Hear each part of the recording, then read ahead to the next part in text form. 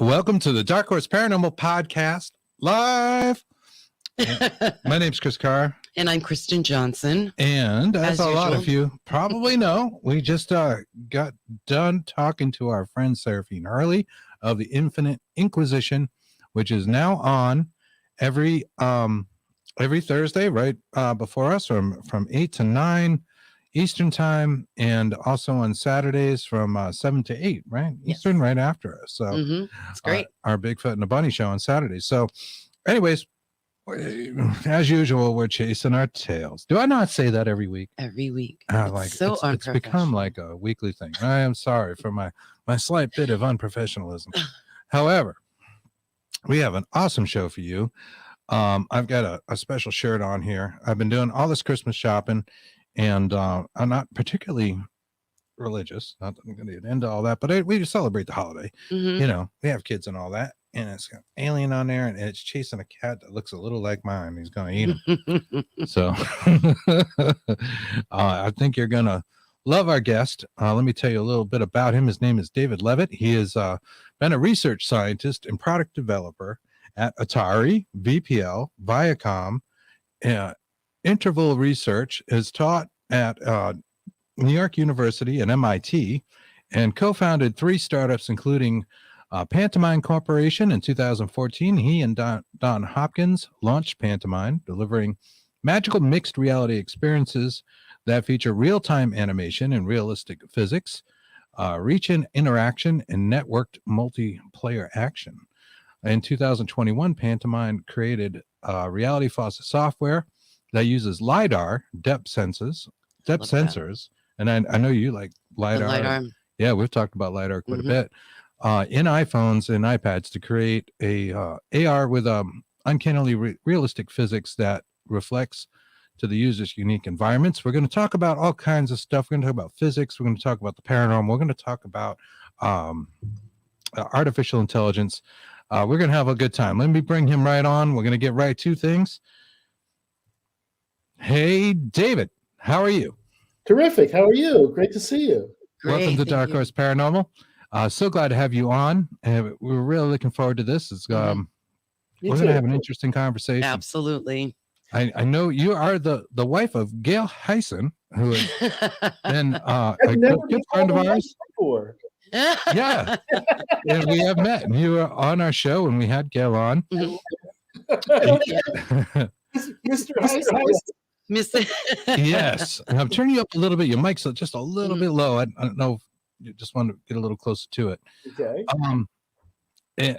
Who's an amazing psychic. I mean, like going to sleep and especially waking up with her is such a trip. I could tell you a story or two. Maybe we'll get to that when we get to the paranormal part. I don't know how we'll organize it. In a way, I think of it as having, well, artificial intelligence, oddly enough, is at the top of this whole journey for me in a way. I mean, it is what I have my doctorate in, and I happen to learn it from maybe the smartest guy ever born, a fellow named Marvin Minsky, who founded the field. But he's articulate like few other people are at how amazing the mind is and how easy it is to have different things going on and that aren't necessarily consistent. One of his books is called The Society of Mind. And it's really extending what Freud discovered, which is there's so much other unconscious machinery. And I've started to realize that the best science, even physics, is the science of the implausible, which is partly why it's so fun to be on a show like yours, because you're open to stuff that doesn't look like it makes sense at first. And I had what was the name of the physicist you had on 2 Saturdays ago? Mark Fiorentino. Mark Fiorentino. What a brilliant way of thinking. Yeah, I didn't get to see the whole show, and I ordered his book immediately. But that's exactly what we'll hopefully discover during part of our conversation today is that even in the most undisputed physics of Einstein's theory, people's inability to believe implausible stuff severely impacts their ability to understand science or reality. And it's fun to pull it apart and see why that's so. And if you like, I'll spend 15 or so minutes of the show explaining Einstein's gravity theory. Yeah, we can get Sure, into that. please But dissect would you say that scientists hold back science sometimes and just Oh, no, there's absolutely no question of it. And you probably are familiar with Thomas Kuhn's The Structure of Scientific Revolutions, where he sort of points out that the revolutionary theories that move science forward almost never happen in academic departments for a bunch of good reasons, including they're teaching what they consider well understood theories, and they're holding up the previous generation of ideas and are reluctant to see it torn down by actual discoveries. it So keeps yes, things from happening? There are a lot of materialists out there that are just kind of doing the same thing, and everything. Part A has to lead to part B, and there can be no in between. You can't skip right to C because I can't see it, I can't record it. So. right. but yeah, you'll see in the story of relativity, or what I call the secret truth about gravity, that people have such an emotional investment in what they already believe, particularly Newton's theory of gravity, which we sort of intuitively accept, that learning new things and even learning Einstein's theory is actually very hard, especially for physics teachers.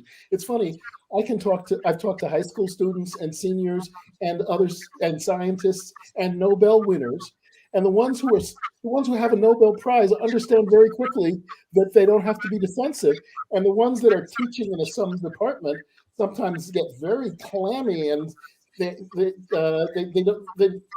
rather change the subject, and it's fascinating.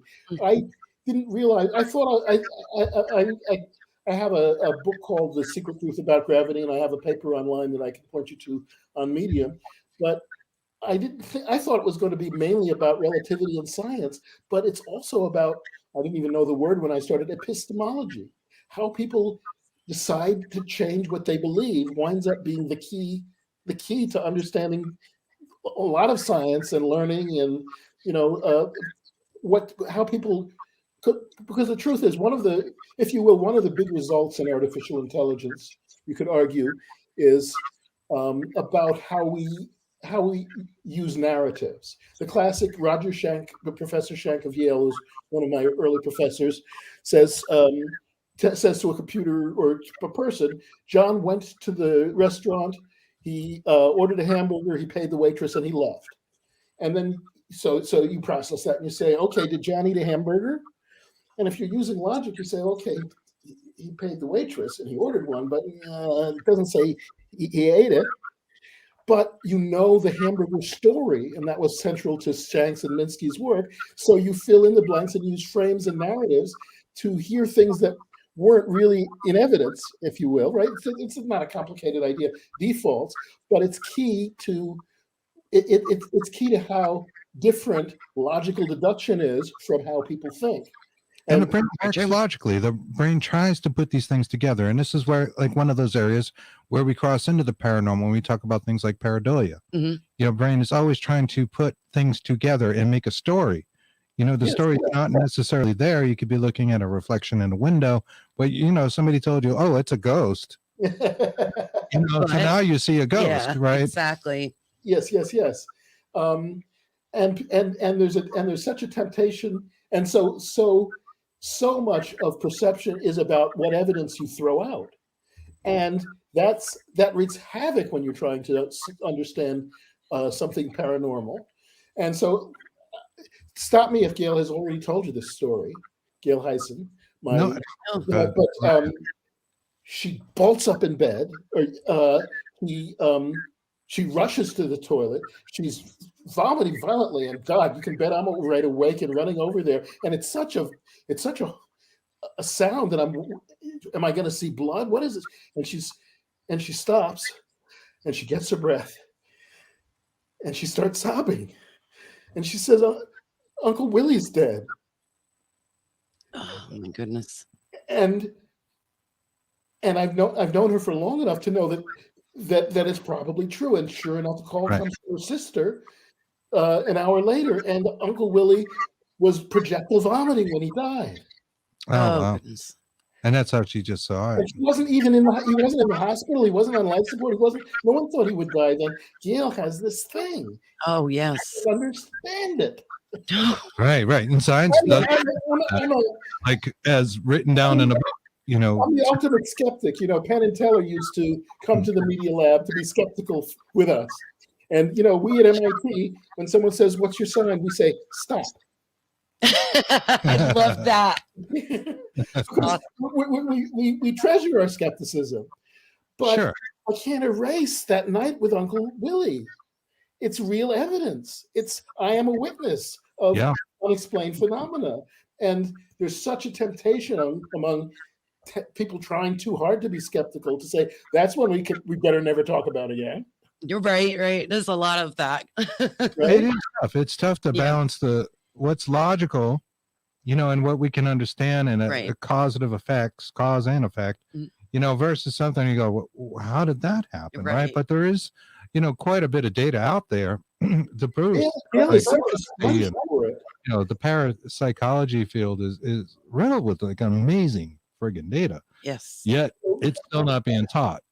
The remote viewing expert Russell Targ will call Gail up sometimes unexpectedly and just say, "What am I holding in my hand?" And she's such a nice person that she doesn't. She's so motivating. He looks like him. He used to actually play that game with Art Bell. He would go on Art Bell's show and guess what was in Art's hand. Oh yeah, I've seen her do it. Yeah. I mean, she did it recently with an object that, she described its geometry. She's like, and all the pieces are the same length. And it's a freaking polyhedron. It's like, what? Oh my God. Talking to you? How did you get that? Right. So anyway,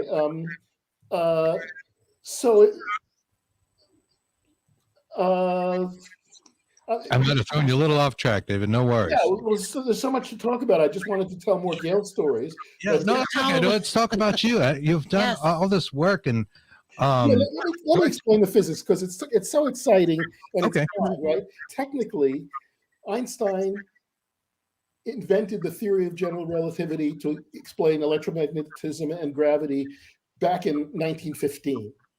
So it's well over 100 years since he came up with it. You will have a lot of trouble finding a clear explanation of it. I've read a lot of physics books. I've talked with, you know, faculty, Nobel Prize winners, whatever.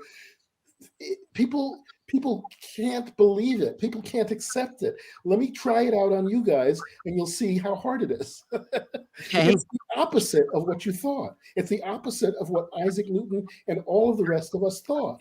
We think of it as an attractive force pulling us down toward Earth, causing matter to attract other matter. Attraction, a pull, you know, on terrestrial gravity, it pulls down. Right. Yep. But if things have their weight and it's sort of in them, well, if you look it up in Wikipedia, they'll mention that gravity is actually what physicists call a fictitious force. Do you know that phrase? I've heard it. Not that familiar with it? It's funny. I was explaining this to some high school students, and it's like if you're in a car and someone brakes suddenly, you're decelerating, right? But you feel like you're being thrown forward because you're in a moving reference frame. Your perception of where the forces are is exactly the opposite of what's going on, because you're in an accelerating point of view. Now, it turns out that us standing still on Earth is an accelerating reference frame. The ground that we think is a good stationary reference is the opposite of what we thought, and we're not being pulled down by an invisible force like Newton thought. We're being pushed upward by a massive object called Earth. We're accelerating upward in a way, and when it accelerates upward and something is not supported by it, it looks like it's falling at 1g, at 32 feet per second. But really, if you put an accelerometer on it, it'll say that the thing that looks like it's falling isn't accelerating at all, and the ground that you thought was stationary is accelerating upward at 1g. Wow. And it's all exactly, and he realizes, I love that Einstein figured this out on the elevator. It's so perfect, right? He got on the elevator and said, "Oh, I just got heavier." And then he's like, "Wait a minute, I got off the elevator and my weight didn't go to zero. The thing that makes me think I have weight is upward acceleration. I'm being pushed upward all the time, but because everything around me is being pushed upward all the time, I don't believe it, I don't notice it, and I think that there are invisible forces pulling things around me downward." Isn't that crazy? Yeah, it is, and that's to counteract the spinning of the Earth, and as we're moving. No, to do with the spinning. It happens on any massive non-spinning planet. It's just that it's as if so the back of everyone's mind when they hear this is like, well, okay, the Earth is accelerating outward at. By the way, 1G is a fun thing to think about. It's 32 feet per second. It's also 22 miles an hour per second. You know, if you fall for 1 second, when you smack, it's like you got hit by a car at 22 miles an hour. Just to keep it in perspective. So we're being pushed upward at 22 miles an hour per second. Surely that couldn't happen unless the Earth, and it is happening for everyone on Earth. How could that be happening if the Earth isn't actually getting bigger at that rate? Right? That's got to be in the back of your mind. How could it be pushing outward like that? And that's the interesting. That's what Einstein was calling space-time curvature, and that's the crazy thing where the Earth can accelerate outward, its surface can accelerate outward without the planet getting any bigger, because lengths change length, and that's where people start easily to get lost. But rulers actually change length, and in other words, a little bit. Yes, we're moving a little fast. Yeah. The Earth, just to kind of put it in layman's terms, like what do you mean like a ruler is changing length? So that's the craziest thing, the sounding thing, right? Here, I don't have a ruler on the desk here, but if every when I say lengths are changing lengths, or rulers are changing lengths, it's everything. How long a ruler is? They call it again. They call it space-time curvature because meters and seconds. They call it a metric tensor, but meters and seconds change length, and that's actually what causes gravity. And it's if the Earth was really doubling in size. Okay, let's start it this way. The force that we feel from gravity pushing us upward, and maybe you've accepted that it's an upward, that Einstein was right in this, an upward acceleration on our feet that gives us our weight. The Earth would double in size eventually, right? And there's a number associated with it. It's actually about 810 seconds, 13 and a half minutes. The Earth would be twice as big if we were in what Einstein calls flat space-time, and we were being pushed upward at that rate. But because because rulers are changing length, instead of it getting bigger, rulers are twice as long. So if you put a big tape measure around the Earth, it wouldn't be any longer 13 minutes later. But in Einstein's theory, that ruler would be longer. So we're just making this hard for maybe me to understand. We have to think in a non-linear time way? You have to think of like here's a way to think of it. And again, this is when people think about curved surfaces on maps, like an ant is, or a sailor is going around the Earth, and he says, "I've gone in a straight line 25,000 miles, and I notice I'm at exactly where I started." And it's like, well, no, there's a curvature to the surface that you were on. You were on it. You may not have realized that it wasn't as straight a line as you thought. And you went 25,000 miles around the Earth. That's why you're back where you started. Right. Okay, it's not a straight line from Washington, D.C. to Sydney, Australia, going around a curve. Right. So if they went halfway, they would be pretty far. But if they went 360 degrees, they would be back where they started because there's curvature. Now, in Einstein's world, this is a time curvature. So in other words, everything would make sense except that you wouldn't believe that rulers are changing length over time. But when they are, you can say, oh yeah, it's just the Earth's accelerated outward for the last 15 minutes or 13 minutes, but it didn't get any bigger, and I'm still standing. And again, when I say the rulers, I mean everything around us, everything that we measure. It's not like you could see the ruler by itself getting bigger, or you could see the person next to you getting bigger. Lengths themselves are changing length, and that winds up being how the theory works. They change, let me give you one more example that might even be helpful, and it has to do with orbits, which people wonder. Well, people in the space program know that when you shoot a rocket straight, all its sensors say it's going in a straight line. But let's imagine we shot a rocket straight horizontally and let it go for 13 minutes and let it go 4,000 miles, one Earth radius. And we would expect to be a certain distance away, right? We would expect to be sort of, at the edge of a cube or around the corner of the Earth or something. But when we look down,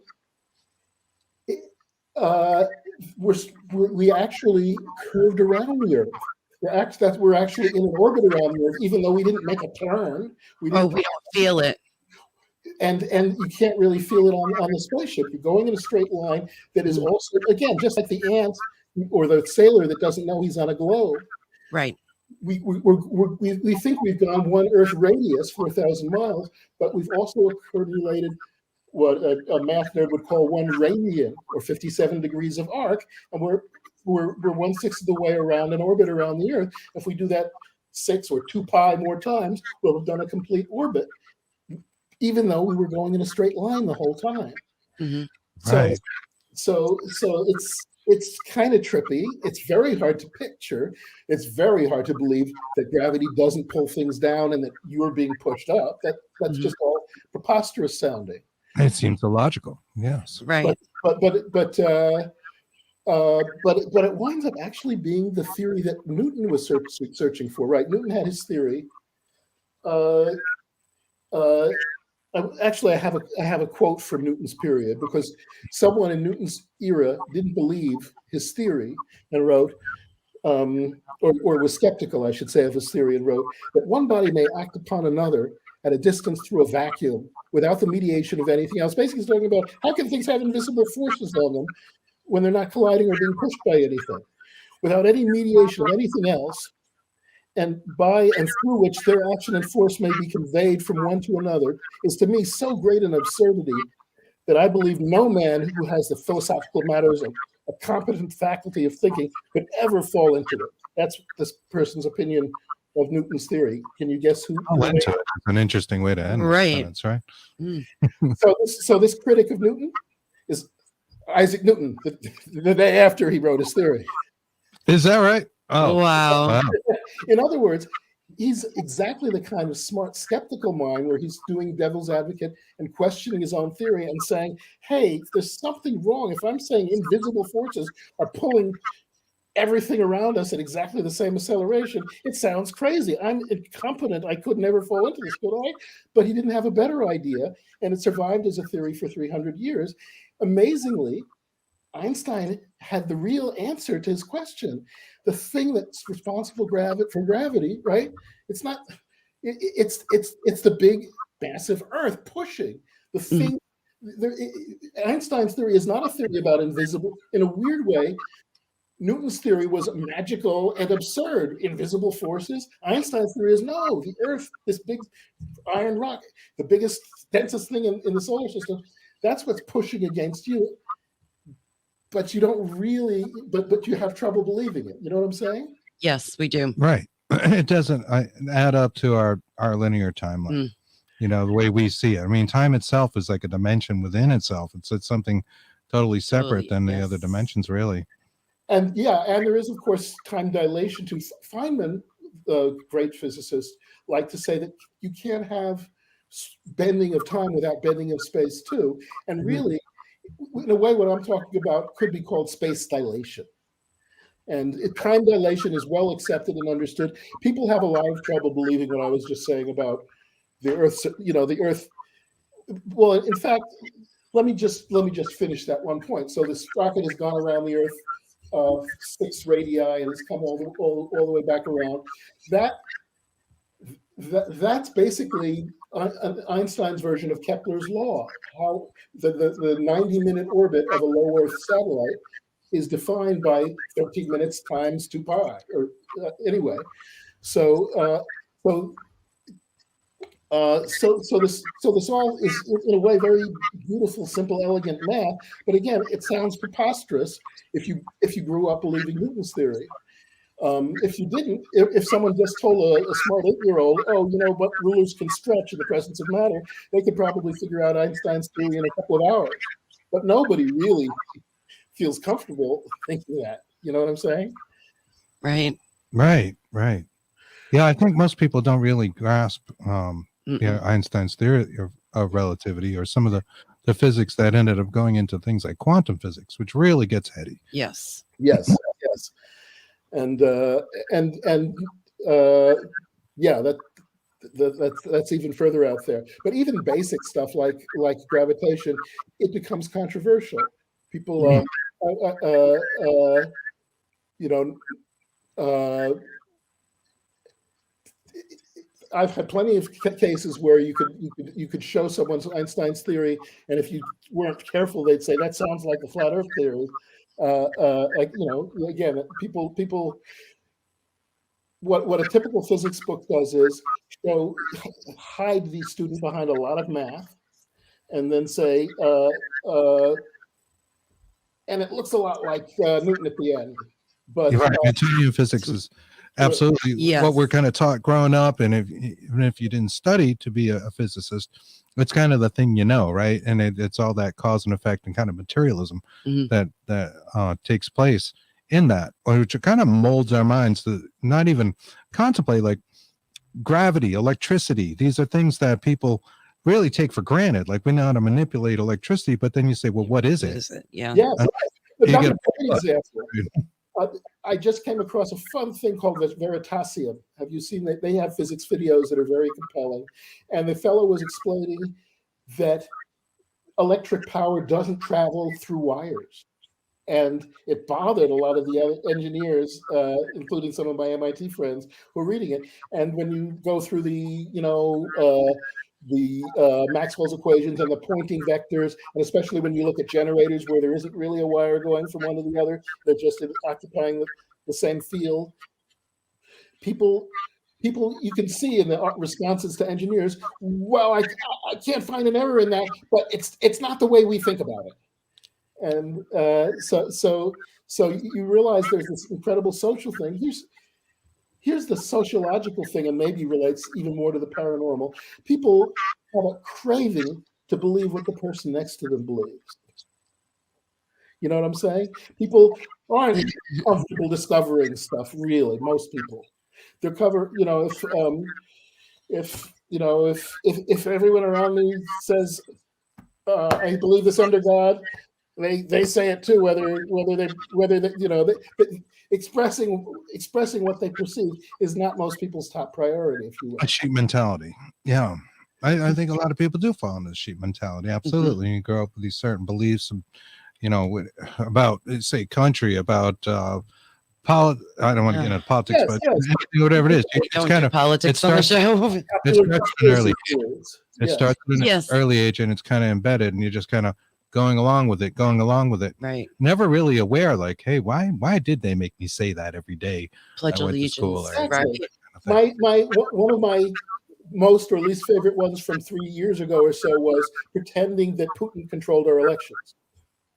And it's very controversial to say that the candidate we hoped would win tried to keep secrets about her speeches or whatever, and they were revealed by a journalist. People want to believe that some scary enemy did it, and are very skeptical. And frankly, a lot of the conspiracy theories about election fraud and that are going on now were seeded by that stuff that really was more of a mass hallucination than an actual thing that Vladimir Putin occurred.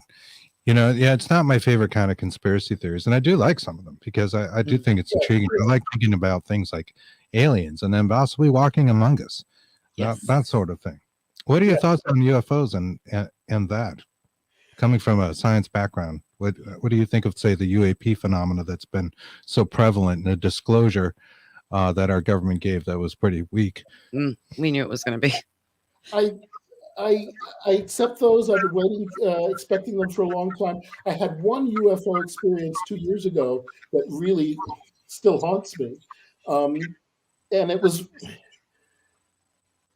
very Spielbergly, because here we are looking at, we're out camping on Lake Sonoma, and we're looking up at the sky, and it's like, oh, wow, that thing's going in an obviously straight line. It's probably a satellite, and then it stops and turns around.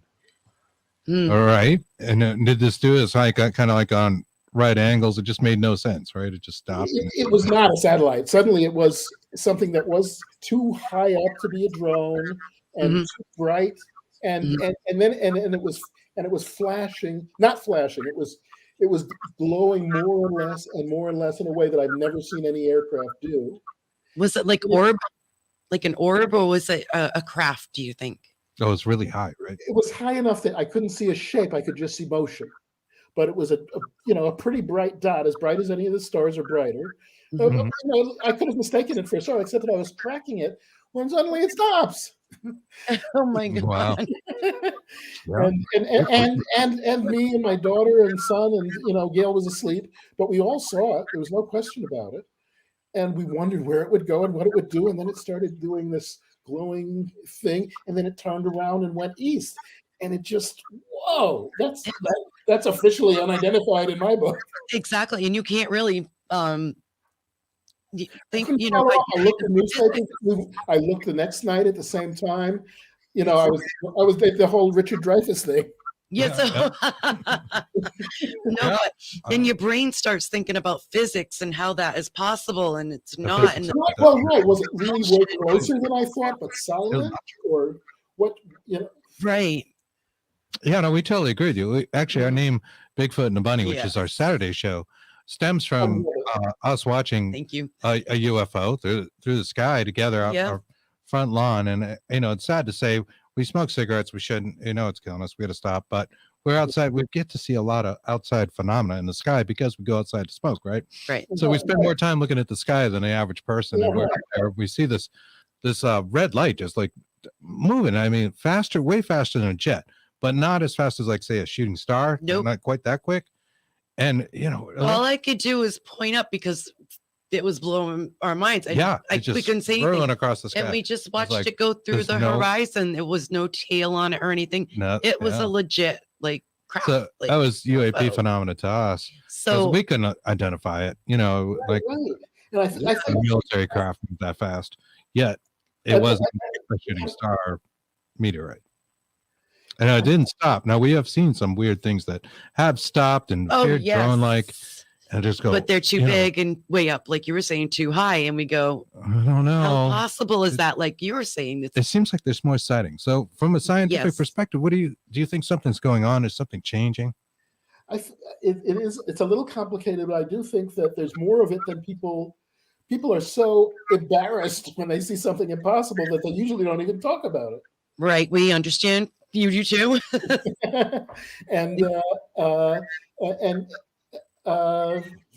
So, obviously they're up there saying, "Oh, we thought that planet had a northern ice cap, but now I see that's beachfront property for what used to be Siberia." Right. Miami. Not notice this stuff, even if we're blind to it. Let's talk a little bit more about how we lie to ourselves, because I think that's central to a lot of this.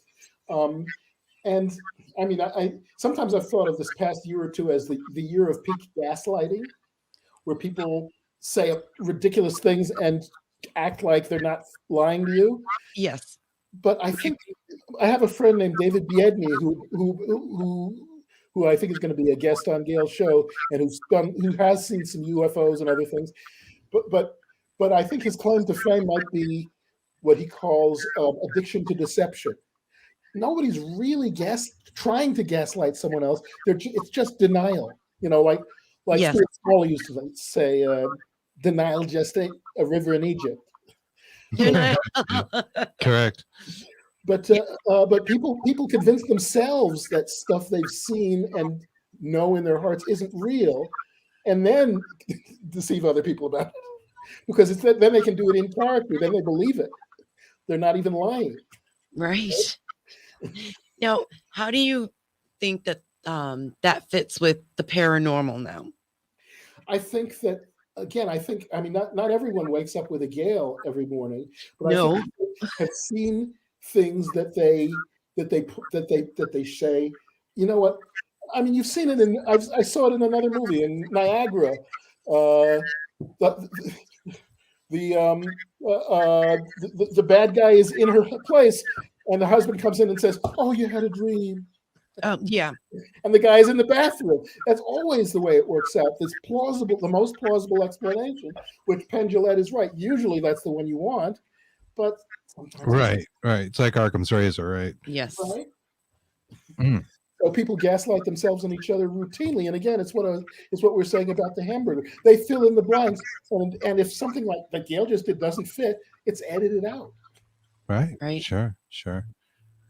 Astro experiences would be another good example of that. I think a lot of people have them. I think everybody has them, but some people remember them better than other, or maybe a lucid dream, where they became aware or conscious during their dream, and I just write off, well, that was just a crazy dream. Yeah. But there's more to it. I had a dream about a Huichol friend of ours and Gail's that kind of an intimate dream. Just loving her, and I woke up and went out onto my deck, and she was walking up onto my deck, and in real life, and it was like I was connected in that dream. I didn't know that she was coming that day. Wow. So it was precognitive? Is that what it was? Yeah, it was. It was a precognitive dream. I haven't had a lot of them, but that was a really vivid one, because it's not a woman that I see more than once or every 2 years. And there I dreamed about it the night before she showed up. Wow. Sure. And that was a surprise, but anyone's been like, oh yeah, there it goes. It makes sense now. Like it's still in the dream, which is another strange feeling. Right. Which I feel like makes you wonder about time in that linear fashion, right? Are we really just moving along? It makes people think about multi-dimensional theories. Like, how many dimensions do you think there are? Do you buy into string theory? How do you feel about it? Right now, yesterday we did see the Matrix sequel, and the Matrix had lots of great and a lot of silly things in it. But sometimes I do feel like someone like Yale is like that oracle who just has a side door to this extra universe or two. Yes, we agree. And I don't know if it's achieved with a big mass and an electromagnetic field like your other guest might have. I think I wouldn't rule it out. I think making matter out of space, that's sort of how the universe works. Wormholes,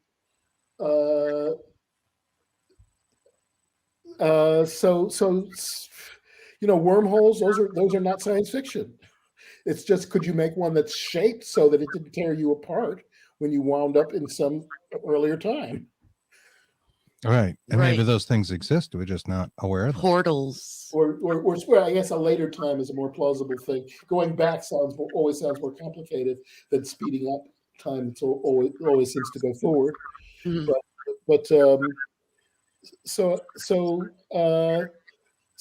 wasn't it Arthur C. Clarke who said every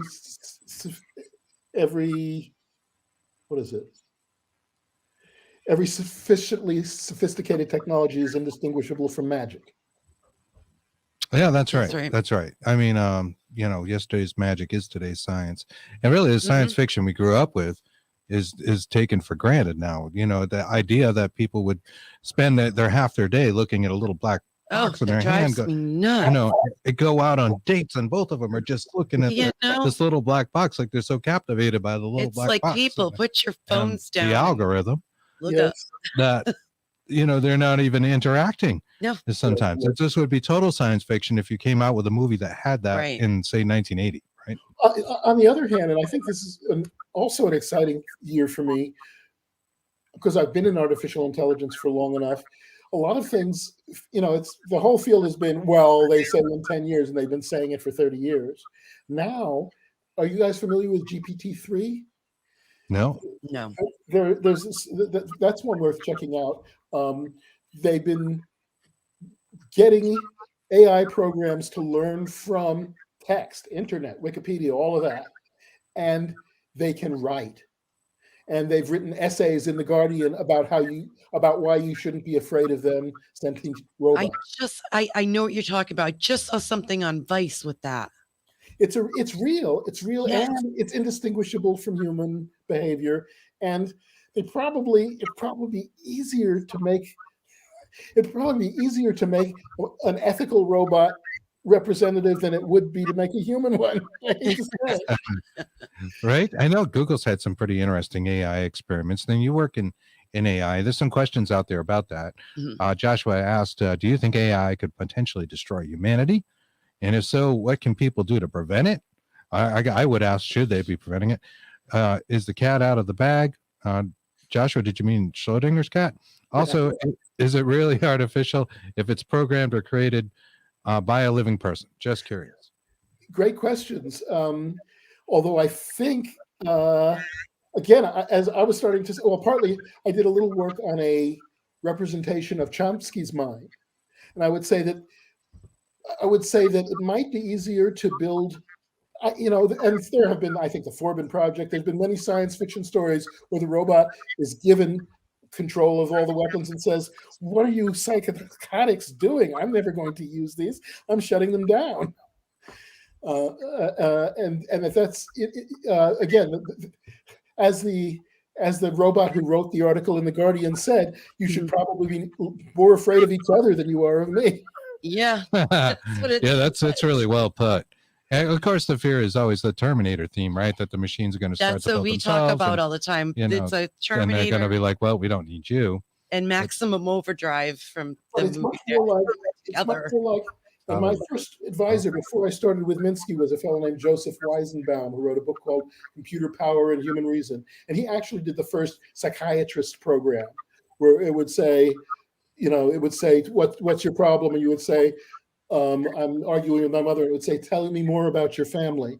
And it just knew enough content words that it could be like a stupid psychiatrist who was barely listening, and Eisenbaum's assistant couldn't put it away because it felt like someone was listening to her, even though he knew the algorithm and was trying to talk her out of it. And part of his point was, in Vietnam, which was just ending then, they said, we're the smart robot. All you have to do is kill this many Vietnamese a day and you'll have won the war. And it winds up that people assign the robot to be the bad guy and then do their genocide. Oh my You know what I'm gosh. saying? Yeah.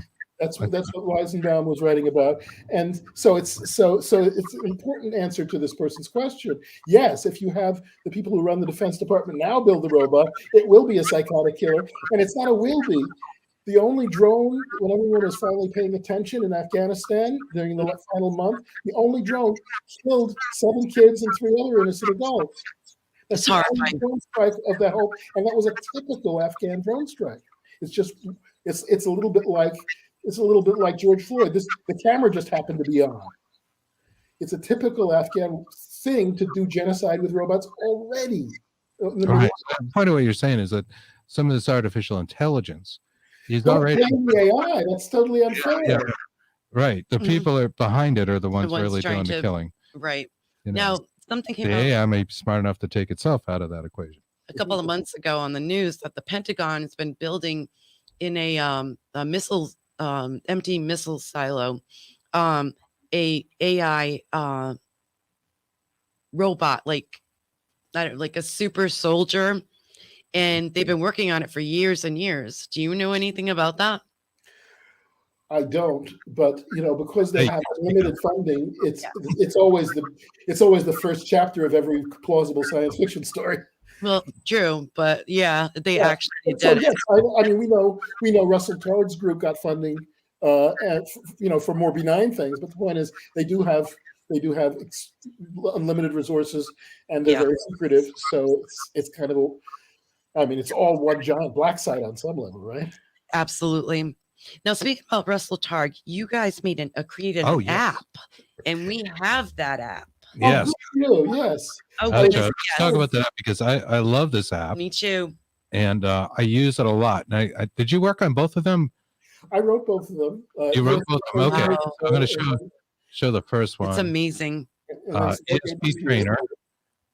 and I'm going to put it up to the camera, and you see this kind of Simon like box up there. So here to goal is with this. I believe this does 24 trials. You pick a color. Behind one of these colors is a picture. Yes. Okay, and maybe it's that one. No, it wasn't. It was that. But you go and you pick them, and it'll tell you whether you got it right or not. Yes.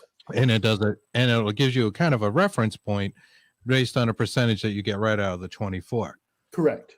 And it's based on a video game like machine that he used to train people with when Russell was first discovering that he could show people how to get better at remote viewing. This thing is awesome because that was the thing, and I think I wrote you guys about this, or Yes. I don't know, it was that I got better at the more I did it. So I could see a definite increase in ESP abilities, right, which I found fascinating. I said, well, okay, well, that is really what it's about. It's not a one-time thing. Like you can have this ability, and you're always going to say get 15% of them right, or 25%, or 30, maybe you're slightly inclined, or whatever it is. It actually gets better with time. And you wind up, and you wind up becoming more perceptive about your mind and your assumptions and what you really think is the first thing that went into your mind. It becomes an interesting little mental and philosophical exercise, and then suddenly you're getting better, and there you go. There goes the picture. Gives you a picture. And I should say, so that's ESP Trainer. And the other one that I wrote this year and worked with Russell on, and Gail was the main tester. And a lot of things. It's called Stargate EL. Yeah, it's fun. There you go again. Yeah, there's Stargate. I do this one as well. We both do. And this one asks you a series of questions. So it'll go, is it ancient? And it's giving me two options just to let the listeners know, modern or ancient. So the target picture that you're going to eventually get to, it's asking you those questions. Just in this example, the questions change with each target. And I believe this is one of 12. It'll do 12 and kind of rate you that way. So in this case, I think it's modern. Trials. It asks two questions about each picture. And then it asks you, is it which of these four pictures would it be? And so you really get to answer three questions, and sometimes you score very high. Sometimes I just wake up and know, and suddenly I've gotten 4 in a row or 4 out of 5 images correct. And you just started being there. That meant I got the picture right. So yes, there you go. It was modern. It was modern. It's buildings, and there's the picture match. So you've got properties and picture match. Yes. Kristen's great at this game. Now, this is on the iPhone, and she has a version, I think, on Android. Is that the same application? Is this available for both? ESP Trainer is available for both. Stargate, I'm really only a Mac guy. Someone else might do an Android version. I mean, I'm an Apple iPhone, iPad guy. So because ours are slightly different. We noticed the difference between the two. I have more stuff She seemed to have more features on the Android ESP Trainer than I did. Is that accurate? Did we get the right programs? Yes. I don't know the Android ESP Trainer as well because someone else did that, but I did both the Mac ones. Okay. Well, the first time I did it, the first time I did it, I was sitting with him, and I got a 53%, and he almost fell out of his chair. And I think your thing was you should go sit with Gail or something. Yeah, she does fantastic at it. I think I've only achieved 50% once on ESP Trainer. This was my first time. I'm scared. I always do pretty well with it. I do. Useful in Vegas, and I got a couple more messages in. Then I hit the 50% mark, and the message changed. I'm like, I was all excited, but she does it like first time. We also remote view, so it helps us as well. Yeah, well, I love the concept of remote viewing. And how do you feel about that from a scientific perspective? Where does this information draw from? Like, how do people how do we visualize a target that maybe there's just a number associated with? They have no idea, no front loading, no nothing. Where did it come from?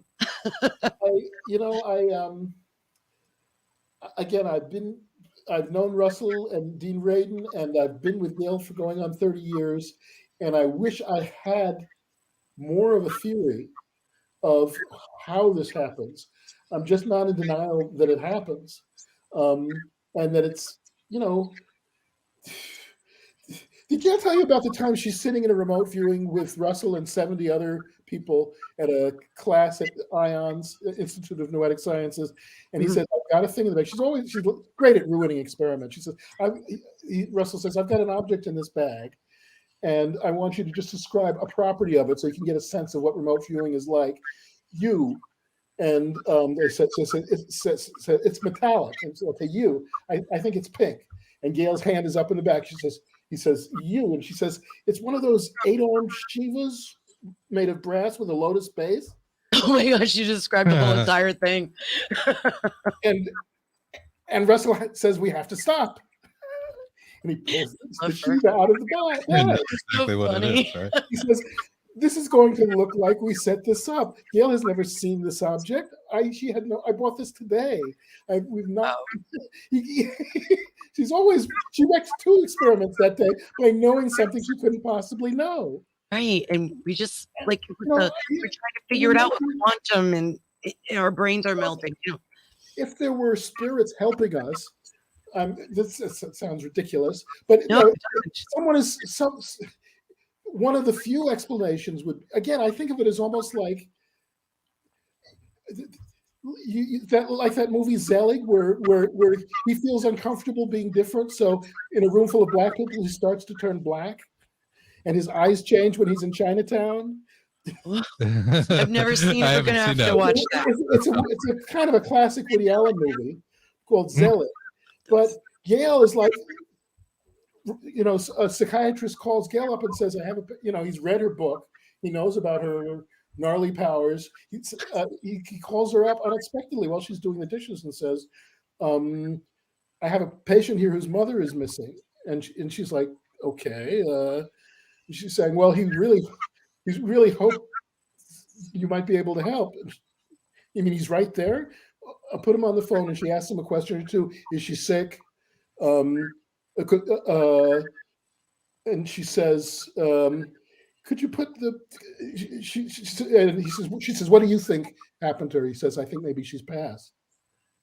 He says, put the psychiatrist back in the phone. She says, I saw his mother in the car, unconscious, by the side of the road, next to with boulders and gravel. Anyway, she was found in exactly that condition by the police a little later that day. Oh, wow. And it was almost like the young man's need. I mean, here's the young man's need propelled her to reach, or some process was initiated. And it's when Russell calls up unexpectedly and says, what's in my hand? And she's like, I'm such a nice person. I'll turn into a Negro or a Chinese person and tell you something I couldn't possibly know because I'm so nice and my heart is so big. It's very strange. Right. That's interesting. So you work in a virtual reality now, and I've seen you post. We're friends on Facebook, and you post some stuff about some of the new kind of VR things that are coming down the pike. Things like the Oculus is popular. Mm-hmm. We own one. My son's getting one. Jake, yeah. They like the Oculus. I like the thing. I think it's pretty amazing. What's coming down the pike for VR? Like, what's the next level? So we just had a wonderful conference in November, the Augmented World Expo, and I got to give a talk and be on a games panel and envision the future. And it is really exciting. One thing that's down the pike coming this year, people are getting a Kickstarter, is called Tilt 5. A woman named Jerry Ellison, who was the first one to make those funny thing when she sort of realized you could put every Atari game ever made on a chip and stick it in a joystick. So she's figured out. Remember the scene at the beginning of A New Hope, as I like to call it, although people call it Star Wars. Mm-hmm. And they're playing on a kind of a 3D chessboard. And, as a child, believe me. Yeah, I thought that was the coolest thing. Yeah, let the Wookiee win. Yeah, she did that. It exists. It's called Tilt 5. Okay. And you put on glasses, and you put a wand or whatever in it, or you just deal cards onto it. It's a board game for augmented reality. It's a board game kit for augmented reality that developers have just been discovering for the last 6 months that's going to splash next quarter. And that is so cool. And they're totally sold out of their Kickstarter. Well, get on the list, but it's so interesting. And she's such an inspiring, visionary inventor. This Jerry Ellison. And are you a video game fan? And did you grow up playing video games when they became available? And sort of making them. I wound up being more like, I was really lucky. I did a thesis in music, and I actually did some musical games in the artificial intelligence lab at a time where not too many people except me and Minsky could improvise fugues. But I was like, I know I can make a Fats Waller arrangement writer. I could the transformations that turn this melody into a great stride piano arrangement. I know that algorithm. I treasure it, and I put a lot of it into my doctoral thesis. But when amazing, around the game, so yes, the short answer is I worked at Atari. Atari, there was a fun overlap where a fellow named Alan Kay, who was also one of the inventors of what we now think of as the Mac interface, the overlapping windows, all of that was invented at Xerox Palo Alto Research Center by Alan and a bunch of great people there. And he wound up being the chief scientist at Atari for several years while I was a consultant there. So yes, short answer is doing advanced games was my bread and butter for a long time. Did you work on anything at Atari that we might remember? I was a huge Atari fan. Yeah, that's why I asked you. Of course. Atari had a surprisingly sharp decline. $1 on this research. Many people blame it on the failure of the E.T. game. Yeah, E.T. is a very interesting story. Yeah, the giant landfill in Sunnyvale. Yes, I understand it was like programmed in a day or something in an afternoon. It was so sad. It was a lot of hype, and E.T. was such a big movie. We have listeners of different age groups out there, but E.T., the original E.T. movie was huge, right? And I was working at Atari then. I went out in Sunnyvale to see it, and it was so thrilling. But the research, we loved to imagine that we research guys could save the company, but they had made so many disastrous decisions that we had no window into or access to, that it was just, nope, next week all the research labs are closing, kind of thing. So one of the things that I was actually psyched about that I'm actually going to be able to do now is make, the physics of Wile E. Coyote and the Looney Tunes, the Acme Factory, if you will. Yes. Yeah. My reality FOSS is a first draft of that. You can actually make physically realistic things out of a kit and roll them off of your bed or your tables or your real place as if they were real, but you're spitting them out of a virtual faucet, or you're throwing them out of a whatever. And that kind of thing. I think picture when people see my demo, they say, "Oh, and you could put a hole on the walls so they could go through the mountain the way the Roadrunner does, or a hole in the floor so he falls through the cliff." And of course you can do all those exciting kinds of things. The thing with like say Minecraft, where like every block is you're able to interact with. There's a lot of interaction. It's like Minecraft with perfectly realistic physics. It's uncanny how realistic the physics can be. And in a way, so the bigger answer to your question is, I think augmented reality is going to exceed our dreams and expectations in a lot of ways, and it will be fun with lightweight glasses like Jerry's got for her thing, but it doesn't absolutely require them. And I'm, often just looking through my device and seeing something amazing on the other side. That's really a part of my world. It's on my desk. It's on my floor. That's filling my sink with virtual liquids and whatnot. It's all, I realized something. It's not a complete image. It's choosing your own actual environment and incorporating in it. I just wanted to mention real quick. Joshua had mentioned that ET was a failure. Yes. So the story, and I don't think we finished the story with the ET game in Atari, was that they ended up burying I don't know how many. Millions. Was it millions of cartridges, like out in the desert somewhere? Yes. Yeah. In a landfill in Sunnyvale. I think I saw them tearing down another building on that location just last quarter. But Wow. it's legendary, and it's really interesting. Like, oh my God, that was such an interesting story. But growing up, I loved the Atari. I was really disappointed with the Pac-Man because the Pac-Man wouldn't turn up. Oh yeah, I remember that. The technology just didn't seem to have it. He could go left, he could go right. Yeah, you could go up, but he would just like kind of keep eating to the left or right, depending on which way he was going. But mine was Frogger. Video I love games Frogger. have come a long way, haven't they? Like, a dear friend of mine did Ms. Pac-Man after that. And so shout out to Jamie Fenton, who, interestingly enough, also changed his gender.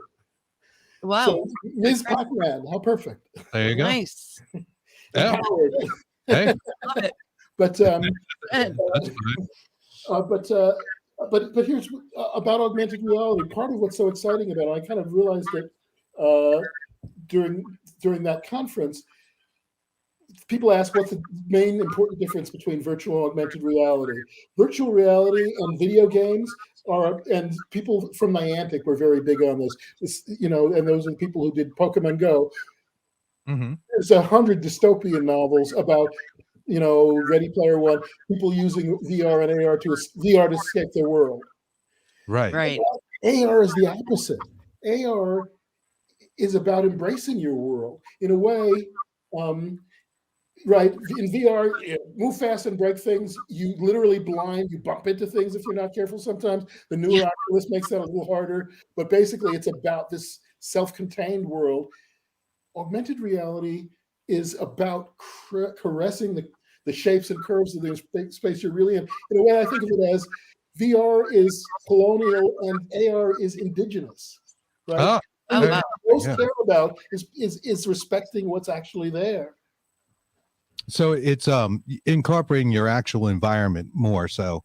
And that's why the LiDAR is so important. It really, my God, I love LiDAR. You turn your entire room into 1-inch triangles, and I can roll things over it and pour things on it and do anything in it, not just in a fake world, in the real world.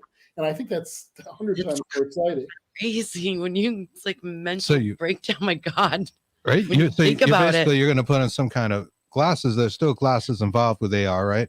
Yeah, I believe. Well, no, again, we can just look through a large display. The larger it is, the easier it is.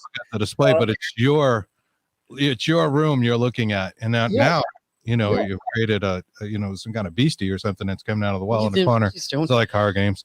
Silent Hill would really be a trip at that point. Oh my God, yeah. Well, yeah, and you can share. You can. I mean, I'm working with a couple of big media companies on environments where you can go through a portal from your space into your friend's space live and push something through and help them with, help them solve a problem or mess up their score, whatever. Wow. It's so it's the vocabulary is just getting established. A lot of people think the metaverse is about that ugly dystopian thing that you escape to, but there's going to be a word for this thing where you're really adding and sharing with what's really there, and I think that's so much more interesting. I can't imagine. My goodness, that is fascinating. Absolutely. Well, we're coming to the close of our show. We really appreciate you coming on. I know this was last minute for anybody that doesn't know. We decided to put this together and talk about it. Grateful. Is there anything you would like to promote, or do you want people to go and check out your research? On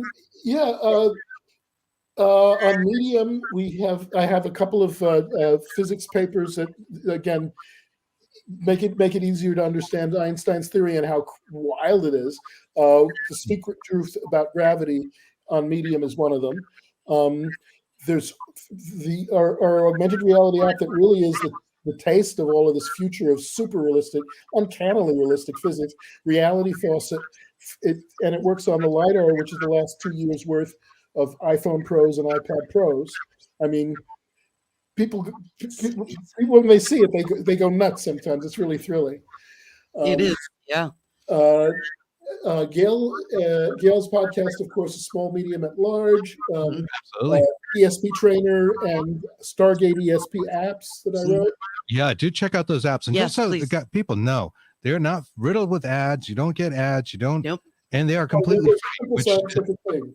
is amazing. It's a truly free app, Mhm. you know, and it's awesome. And I We guess actually use them. I guess it's just, you know, to me, the world is 100 times more exciting if you take those filters off.